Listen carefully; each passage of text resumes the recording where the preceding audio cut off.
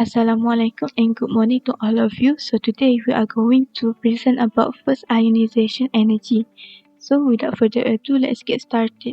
Okay, so ionization energy is defined as the minimum energy required to remove an electron from the ground state of the isolated gaseous atom or ion. Next is the first ionization energy is defined as the minimum energy required to remove 1 mole of electron from 1 mole of neutral gaseous atom at the ground state. Take note, the magnitude of IE depends on the strength of the attractive forces between the nucleus and the outermost electron. For an atom with lower ionization energy, it is easier to remove the valence electron from the atom and form a cation.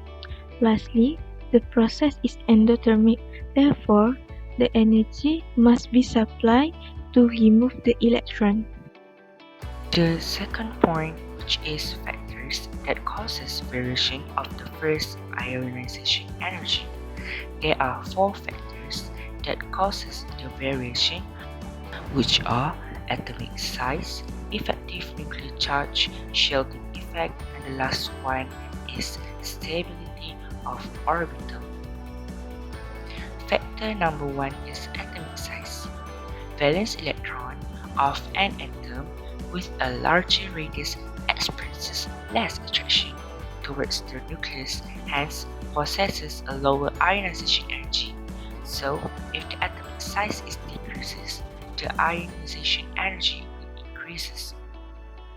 Factor number 2 is effective nuclear charge.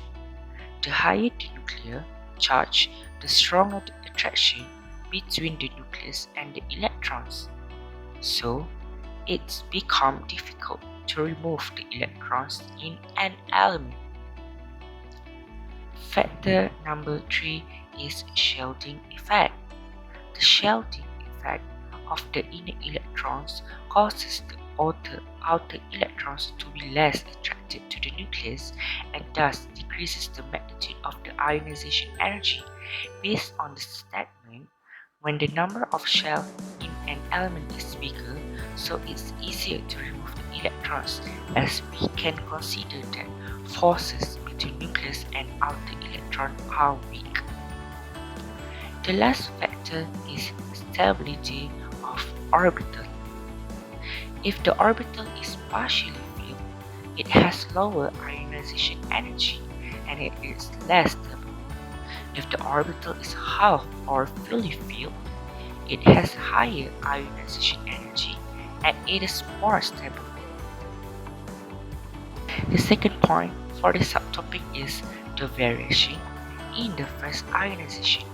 In this subtopic, I will explain about down group variation.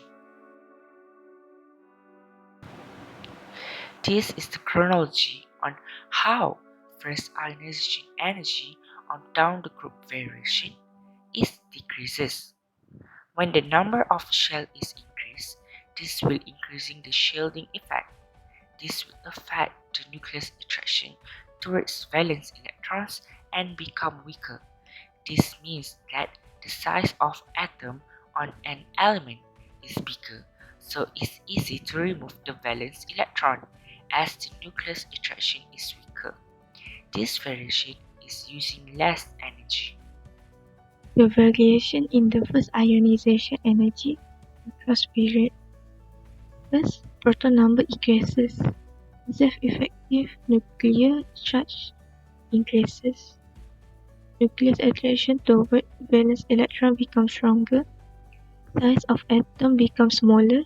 Difficult to remove valence electron. So the first IE increases. Anomalous behavior of period 2 and 3. So in period 2, there are 2 cases. The first is between beryllium and boron, and the second is between nitrogen and oxygen. So let's take a look at the first case. So the electronic configuration for beryllium is 1s2 to s2 because beryllium have 4 proton numbers.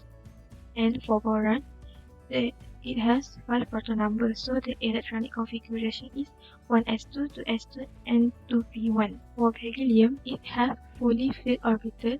However, for boron, it has partially filled orbital. So, more energy is required to remove electron from beryllium. Why? Because when it has fully filled orbital, it's much more stable than when it has partially filled orbital. So, the first ionization energy of beryllium is higher than boron.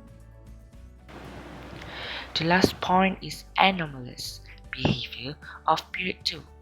As we can see, the N element is a half-filled p orbital, while the O element is a partially filled p orbital based on the electric configuration. Element N is more stable than the element O.